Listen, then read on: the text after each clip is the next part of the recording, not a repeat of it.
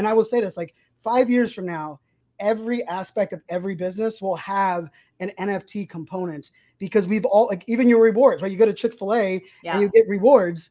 Those are just rewards to use, for Chick-fil-A dollars. Right. Imagine if you went to 5 Chick-fil-A's in 5 states and they were able to reward you something there. Now they're kind of changing this incentive where you could get an NFT from each one of them. And so that's kind of where we're moving. And I think it's a positive step, but it's also, it's going to require a lot of, changing. And that's really where, for me, the podcast and this new project, this minting NFT every day, people came to me and said, even if I understand NFT, I don't know where to start. I might not even have the money to put into it. Right.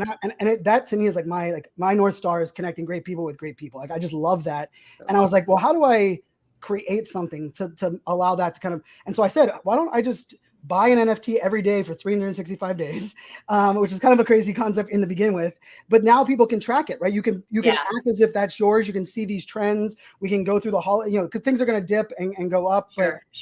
For me, part of it is I love learning in public. Yeah. I'm like, hey, I don't have to know everything. I'm willing to, come learn along with me as we learn together. And so that's really what this is. Obviously, like, you adopted the video podcasting thing a long time before most people did too. And so you're actually going to showcase what the value is of that NFT throughout. Oh, that's so rad. And we're doing like Twitter has really become like the NFT blockchain hub now. And so we're even using like the Twitter newsletter feature. So every Friday, a Twitter newsletter will come out recapping the 7 things we just minted that week and giving you a trend and also predicting things for the future. So we're kind of like integrating a lot of this, like, I mean, really in a weird way, it's like, to me, it's like the merging of my entire background, like 20 years almost. Wow. And like coming into one world. So I think it's where, it's a lot of payoff, a lot of excitement for me. And for me, I think the beauty of this is like, it's going to impact so many different ways. And for me, the podcast, I mean, it's my favorite medium to listen.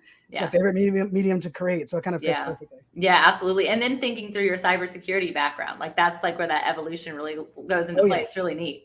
So I want to shift a little bit, because I could go on this conversation just because I'm learning as well. And I think it's so intriguing, but there are bits of your story that I know that I wanted to deposit into the Fit and Faith podcast community.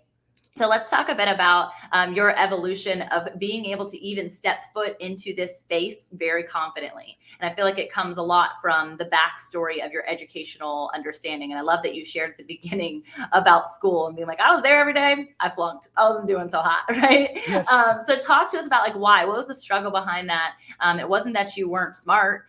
Clearly, to be able to understand NFTs and cybersecurity and all of this computer science, there's a lot of intellect that goes into that. Your IQ is really high. Let's hear the backstory. Sure. Yeah. And, and I think, like, for me, the interesting part is, since the day I left college, I have found success in every single thing I've done. Yeah. Yet leading up to that day that I left college, a lot of the imprint that was put on me was that, why can't you do what everyone else is doing? Or don't you see that they're doing? And for me, I'm the oldest of 3 boys.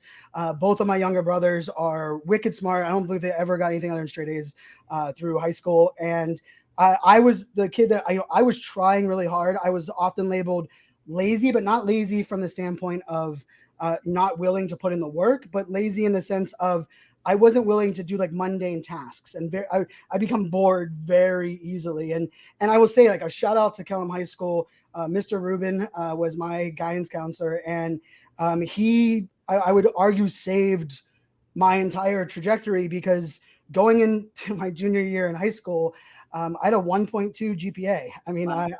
And he was like, I just want to know, like, what do you want to do after high school?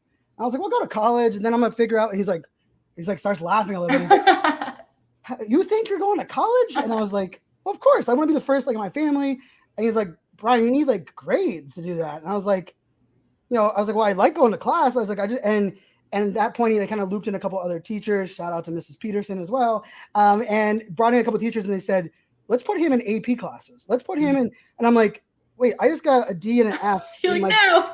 regular English. Don't put me in that. Terrible idea. But they understood at that moment. And funny enough, it wasn't until many years later what they understood about me. And they were like, well, Brian, you don't like the reading part, but you have no problem, reiterating all of these things and standing out in front of class. We're going to put you into AP English. And then they were like, okay, you don't like this part, but you print journalism. Like, I was the editor-in-chief of the school newspaper. Cool. And so like they really adapted my like learning. And thankfully I got, I graduated a little bit. I think I was like 2.1, like near the back of my graduating class, and got into Radford on probation, ended up playing hockey at Radford, was the president of my fraternity at Radford. And even Radford, like I had this feeling of, well, I get to college. Now everything's gonna click. Like I get to pick my major. That was not the case. Like, now